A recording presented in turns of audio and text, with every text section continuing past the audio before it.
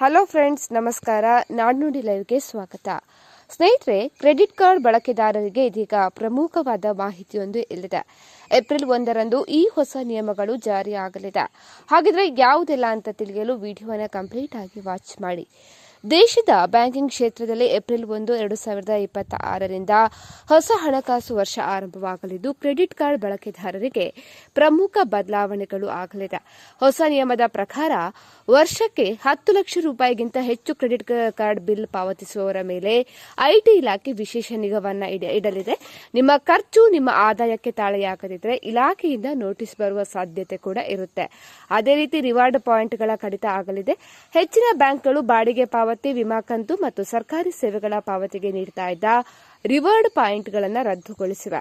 ಕೆಲವು ಕಾರ್ಡ್ಗಳಿಗೆ ತಿಂಗಳಿಗೆ ಇಂತಿಷ್ಟೇ ಪಾಯಿಂಟ್ಗಳನ್ನು ರೆಡೀಮ್ ಮಾಡಿಕೊಳ್ಬೇಕು ಅಂತ ಹೇಳಿ ಇದೀಗ ಮಿತಿಯನ್ನು ಕೂಡ ಹೇಳಲಾಗಿದೆ. ಅದೇ ರೀತಿ ಇನ್ನು ಮುಂದೆ ಕೇವಲ ಕಾರ್ಡ್ ಹೊಂದಿದ್ರೆ ಉಚಿತ ಲೌಂಜ್ ಪ್ರವೇಶ ಸಿಗುವುದಿಲ್ಲ. ಅಂದ್ರೆ ಹೆಚ್ಚಿನ ಬ್ಯಾಂಕ್ಗಳು ಹಿಂದಿನ ತ್ರೈಮಾಸಿಕದಲ್ಲಿ ಕನಿಷ್ಠ 10,000ದಿಂದ 35,000 ರೂಪಾಯಿವರೆಗೆ ಖರ್ಚು ಮಾಡಿರಬೇಕು ಎಂಬ ಕಡ್ಡಾಯ ನಿಯಮವನ್ನು ಜಾರಿಗೆ ತಂದಿದೆ. ಅಂದ್ರೆ ಏರ್ಪೋರ್ಟ್ ಲೌಂಜ್ ಪ್ರವೇಶಕ್ಕೆ ಖರ್ಚಿನ ಮಿತಿ ಕೂಡ ಇರುತ್ತೆ ಅಂತ ಹೇಳಿ. ಅದೇ ರೀತಿ ಕೆಲವು ಬ್ಯಾಂಕ್ಗಳು ಬಿಲ್ ಪಾವತಿಸಲು ಬಳಸುವ ಥರ್ಡ್ ಪಾರ್ಟಿ ಆಪ್ಗಳ, ಅಂದ್ರೆ ಉದಾಹರಣೆ ಪೇಟಿಎಂ ಆಗಿರಲಿ, ಫೋನ್ ಪೇ ಆಗಿರಲಿ, ಇವುಗಳ ಮೂಲಕ ಮಾಡುವ ವಹಿವಾಟುಗಳಿಗೆ 1% ವರೆಗೆ ಹೆಚ್ಚುವರಿ ಶುಲ್ಕವನ್ನು ಕೂಡ ವಿಧಿಸಲಿದೆ.